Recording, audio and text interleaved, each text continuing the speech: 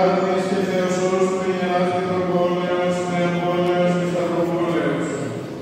Δια του παρόντος, ιεροσυναγίστου και υπογράφου, αρχιερατικού υγειογράμματος, έγνωρη την δύση και επεκτείνη μόνο αρχιερατική και φιλοθυμίων, των πανοσιολογιότατων αρχιμανδρίτη και παρθένιων μαθηριώτη, ως αρρωγών και τροφών που ευκολέμησε περιστά του σερβικού λαού, και ως διάκονον με την καθημάς ιεράμινο πόλη αναξιοπαθούντων και εμφυλακίων των αδελφών ημών. Απονείμεται αυτό, τον χρυσούν σταυρών του γέροντος Μητροπολίτου Νεαπόλεως και Σταυροπόλεως και του Διονυσίου. Εφόσον ετάγει το παρόν αρχιερατικό γράμμα, συνοδεύουν και πιστοποιούν στην τυπική διάκριση αυτού. Με τη σωτηρίο της Κυριωστών 19ο μηνύμα Ιων 22. Πριν από χρόνους ικανούς, ο μακαριστός γέροντας Μητροπολίτης Διονύσιος, σε ένα από τα προσκυνήματά του στα Ιεροσόλυμα, καθώς επέστρεψε, μου διηγήθηκε ότι συνέκτημος και συνοδοιπόρος μαζί του ήταν ένας κληρικός από την Κύπρο. Ένας κληρικός που είχε γευθεί την πίκρα της προσφυγιάς από την Κύπρο, από την Κυρίλια, από την τουρκική εισβολή και βρίσκεται πρόσφυγας υπηρετών πέμπτης της Θεσσαλονίκης. Του έκανε εντύπωση η σεμνότητα, η ταπείνωση, αλλά και η προκοπή του. Ο μακαριστός γέροντας εντυπωσιάζονταν από τους ανθρώπους που δεν φοβόταν την εργασία, όπως έλεγε, μια και ίσως διέβλεπε από τότε ότι η χώρα βαδίζει προς την ίσονα προσπάθεια. Δηλαδή, πολλά αγαθά και σχεδόν καθόλου εργασία. Και έξυπνος θεωρείται αυτός που μπορεί να απολαμβάνει τα αγαθά χωρίς να εργάζεται.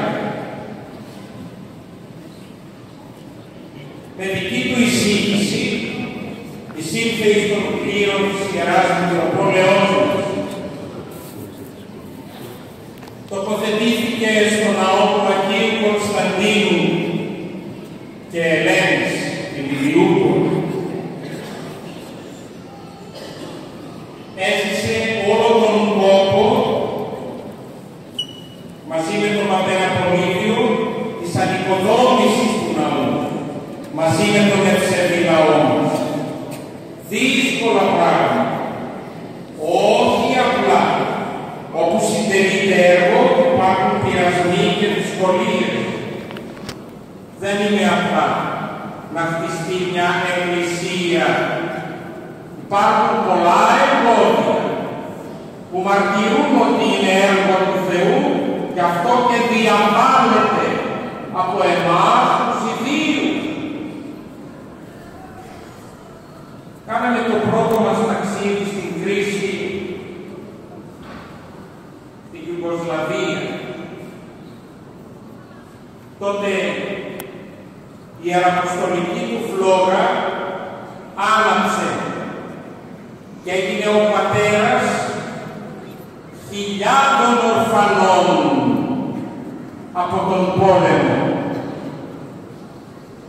Και δεν είναι τυχαίο ότι μια ολόκληρη γενιά στον πονεμένο σερβικό λαό, ορφανά διαλεγημένες οικογένειες, είχαν στο πρόσωπο του πατρός Παρθενίου τον αληθινό τους προστάτη. 2.500 ορφανά του πολέμου μεγάλωσαν μέχρι την ενηλικίωσή τους, παίρνοντας χρήματα και πράγματα τα οποία ο ίδιος ίδιος μοίραζε υπεύθυνα ατέλειωτες ώρες στην εμπόλεμη ζώνη ταξιδίου, ταλαιπωρίας, αϊπνίας. Η βοήθεια της τοπικής μας εκκλησίας ήταν η πρώτη σε μέγεθος και σε αγάπη από ό,τι έφτανε από τον όλο τότε κόσμο. Και όταν ο κύκλος αυτός έκλεινε, τα παιδιά μεγάλωναν και η ειρήνη αποκαθίστατο στην περιοχή έως πότε, Κύριος είδε, εκείνος δεν σταμάτησε να ενδιαφέρει, να προσφέρει και να αγαπά. Ο μακαριστός γέροντας του τοποθέτησε και εφημέριο στις φυλακές. Άλλο ένα πεδίο λαμπρόια αποστολής. Οι φυλακισμένοι στο πρόσωπό του έβλεπαν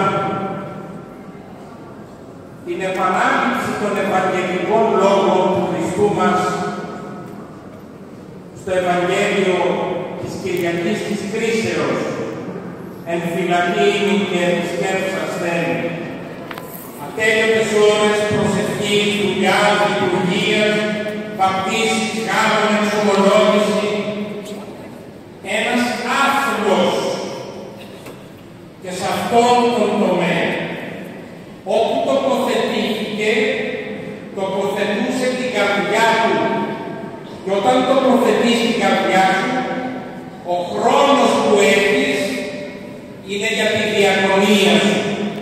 Γνώρισε αυτό που λέγω, ότι το πιο πνευματικό πράγμα είναι να κάνεις καλά τη δουλειά σου. Και ήξερε να είναι παπάς, κληρικός, να λειτουργεί, να προσφέρει, να αγαπά.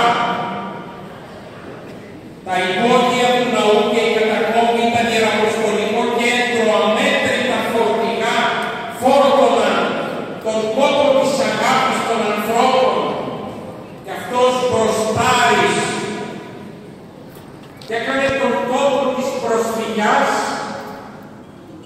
που ήταν αποδιωγμένος από τον κατακτητή, παράδεισο μέσα από τη διακονία του, σκορπώντας που θέλει να ονομάζεται συνταξιούχος, μια και ο κληρικός όσο λειτουργεί είναι ενεργεία, η απουσία του από τον λαό είναι σε ιεραποστολικές εξορμήσεις, στην Αλβανία, στους φίλους του στη Σερβία, είναι ο Άγιος Ηγούμενος από το πρόσωπο εδώ, προσφέροντας ακόμη άριστος θεολόγος, φιλόλογος, ιστορικός, συγγραφέας, αλλά ταπεινός πρώτα, καταθέτοντας όλα τα χαρίσματα στη διακονία της Αγίας μας Εκκλησίας.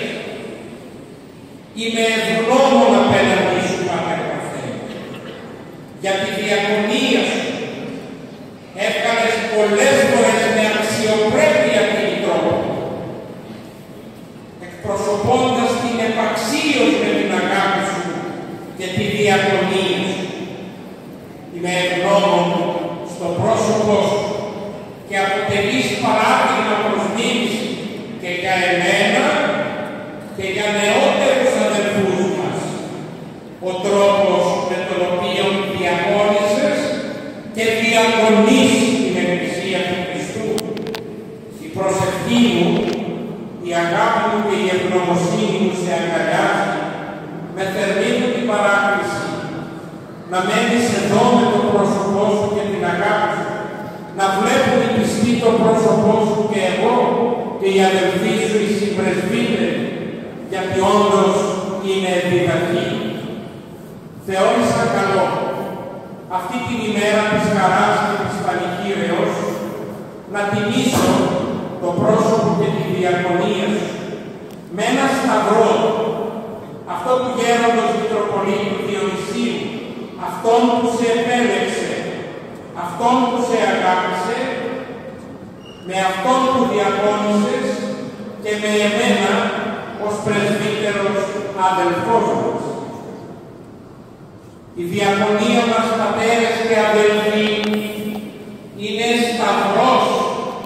Ο Χριστός είπε τον κόσμο τούτο, θλίψην έτσι. Και μας είπε ότι πρέπει να ακολουθούμε το σταυρό και το Γολγοθά, γιατί καμιά φορά μπερδευόμαστε κι εμείς στον δρόμο.